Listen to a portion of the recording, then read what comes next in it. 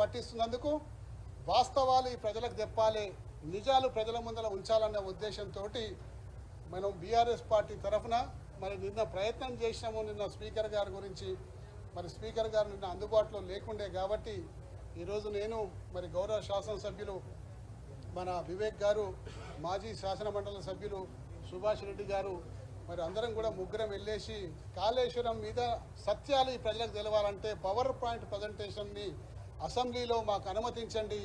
తద్వారా ఈ power point presentation ద్వారా రాష్ట్ర ప్రజలకందరికీ కూడా కాళేశ్వరంలో ఏం జరిగింది, ఎన్ని కష్టాల కోర్చి కాళేశ్వరం ప్రాజెక్టు కట్టిండ్రు, మరి 86 పిల్లర్లలో దాదాపు 2 పిల్లర్లు కుంగిపోతే ఆ 2 పిల్లర్లను ఇమీడియట్గా రిపేర్ చేసి మరి ప్రజలకు సాగునీరు అందించాల్సిన బాధ్యతారహితంగా 2 పిల్లర్లను అడ్డం పెట్టుకొని ఇలా మిగతా ప్రాజెక్టులన్నీ కూడా నింపకుండా బీడు భూములుగా మార్చిన ఘనత తెలంగాణ ప్రభుత్వం అని చెప్పేసి సందర్భంగా మనవి చేసుకుంటూ మాకు పవర్ పాయింట్ ప్రజెంటేషన్ యొక్క అనుమతి స్పీకర్ గారు ఇస్తే మా పార్టీ తరఫున మా గొంతు ప్రజలకు వినిపిస్తాం. పవర్ పాయింట్ ప్రజెంటేషన్ ద్వారా వాస్తవాలు నిజాలు అన్నీ కూడా ప్రత్యక్షంగా ఈ యొక్క రాష్ట్ర ప్రజలకు తెలియజేస్తామని చెప్పేసి అనుమతి కోరడం జరిగింది.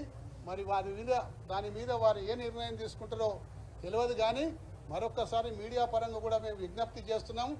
దాని మీద పవర్ పాయింట్ ప్రజెంటేషన్ మాకు అనుమతి ఇవ్వండి, రాష్ట్ర ప్రజలకందరూ కూడా సత్యాలు తెలుస్తాయని చెప్పి సందర్భంగా మనవి చేసుకుంటూ సెలవు తీసుకుంటాం.